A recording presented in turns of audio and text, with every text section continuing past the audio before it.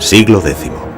Segovia es solo un grupo de pequeñas aldeas yermas y mal pobladas, protegidas por las escasas fortalezas que los monarcas cristianos se atreven a defender de los árabes.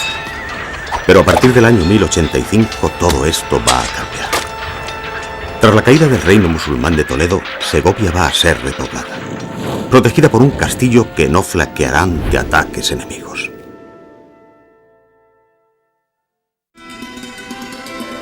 Secretos y leyendas. El Alcázar de Segovia.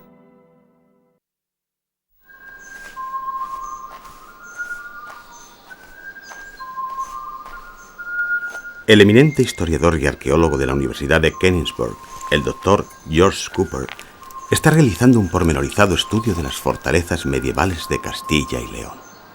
Una de sus paradas obligatorias será el Alcázar de Segovia.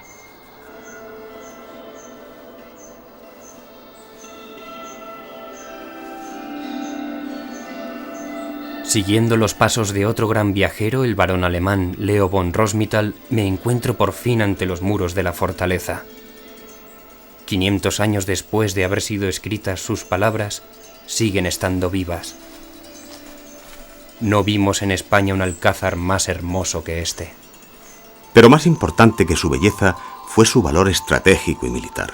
Por eso, sus constructores decidieron alzar la fortaleza sobre un escarpado espolón rocoso en la confluencia del río Eresma y Clamores.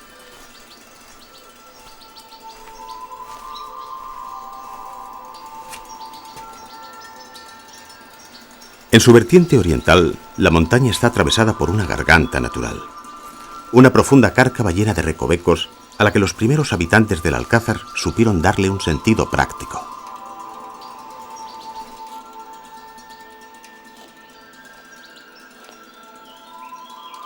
Nos encontramos en el foso. En un principio el foso era natural, pero poco a poco, sobre todo en tiempos de Enrique IV, fue ahondándose para llegar a los 26 metros de profundidad actuales. Os dejo imaginar lo que sería una caída desde arriba. Es obvio que este foso no necesitaba agua para ser mortal. ¿Saben lo que puso Enrique IV en su lugar? Osos.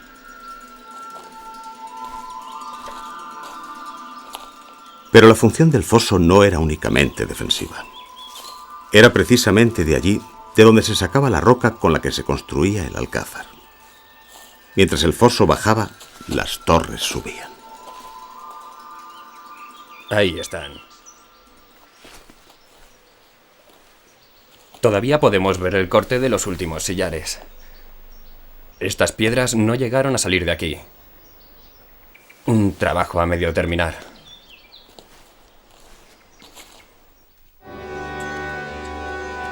Uno de los primeros monarcas en habitar el Alcázar fue Alfonso VIII, llamado el Noble, y su esposa Alienor de Plantagenet, impulsores de un auténtico renacimiento cultural en Castilla. La lista de los reyes que vivieron entre estos muros es interminable, y sin embargo no fue solo una residencia real.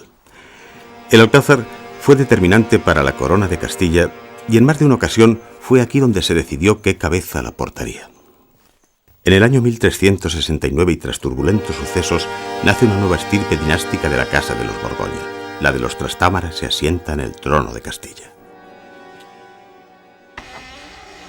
Antes de asesinar a su hermano Pedro I el Cruel, rey legítimo de Castilla, Enrique II de Trastámara, por algo llamado el fratricida, tomó la precaución de autoproclamarse rey de Castilla al amparo de esta fortaleza.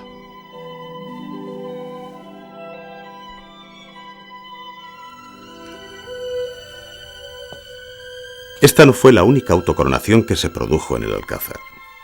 El reino español, la unión de Isabel y Fernando, el tanto monta tanto Isabel como Fernando, ratificado precisamente aquí en 1475, no hubiera sido posible sin otro discutido ascenso al trono.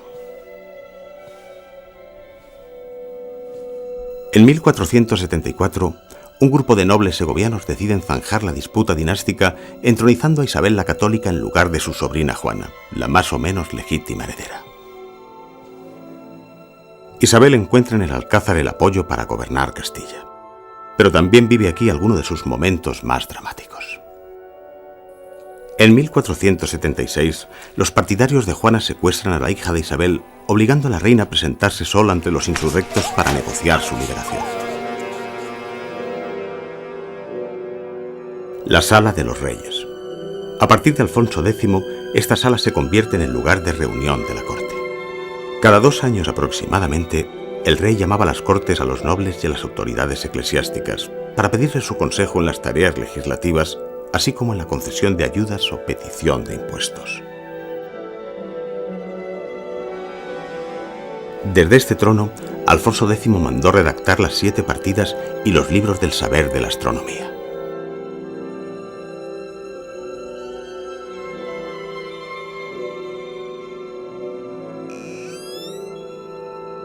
Fue ese saber el que, según cuenta la leyenda, trajo la desgracia a la fortaleza. La erudición científica llevó al rey a la soberbia y osó cuestionar la labor de Dios. Un rey en un mundo de superstición. ¿Qué pensaría un pueblo de un rey que se pasaba las noches mirando las estrellas? ¿Un brujo, quizá? El castigo divino fue inmediato, y según los testimonios de la época fue una gran catástrofe. No fue ni mucho menos como el incendio de 1862, en que el Alcázar ardió durante 2 días y 2 noches.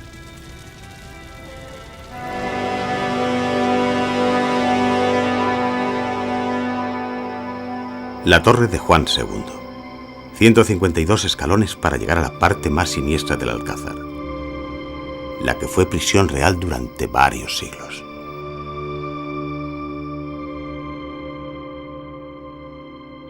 Uno de los huéspedes más ilustres fue el condestable don Álvaro de Luna, durante años el favorito del rey Juan II. Precisamente fue la esposa del monarca la que le hizo caer en desgracia, siendo ajusticiado el 2 de junio de 1453.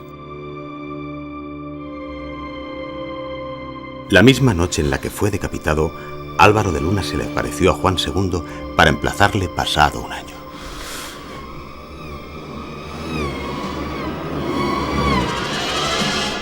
El monarca moriría 14 meses después.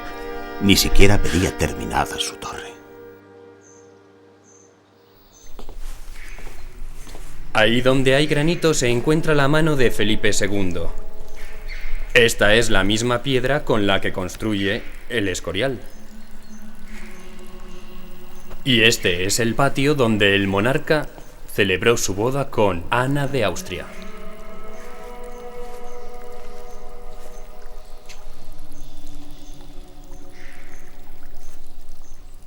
Estos estratos de la pared nos permiten apreciar todos los momentos históricos vividos por el Alcázar.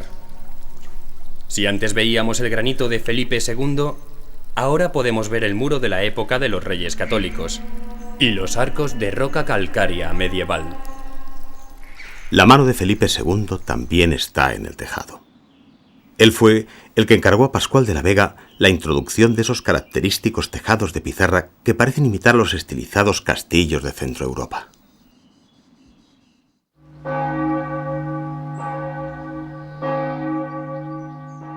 En 1520 el corregidor de Segovia, Juan Bravo, sublevó la ciudad contra un poder real que tachaba de extranjero.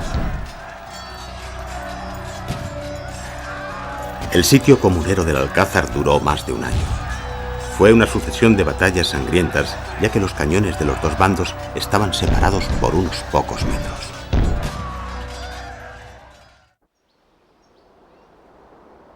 Nos encontramos en la terraza de los reyes. En los siglos XVII y XVIII, el Alcázar era un lugar de banquetes y fiestas. En este ambiente cortesano, no era de extrañar que las disputas de 2 jóvenes caballeros acabaran midiéndose con el acero.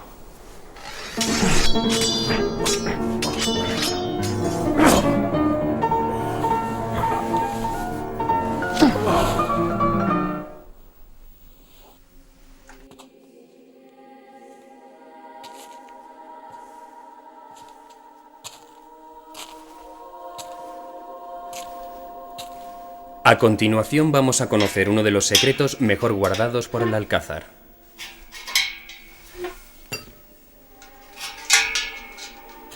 Sus pasadizos. Estas galerías eran en realidad vías de escape para los habitantes del castillo en caso de asedio. Todo el sótano del alcázar está lleno de ellos, muchas veces aprovechando las cuevas naturales. La leyenda cuenta que toda la montaña que sustenta la fortaleza era un entramado de pasadizos secretos que conectaban el alcázar con iglesias y monasterios. La mayor parte de esos pasadizos se ha perdido en las sucesivas reconstrucciones. La mayoría son físicamente infranqueables.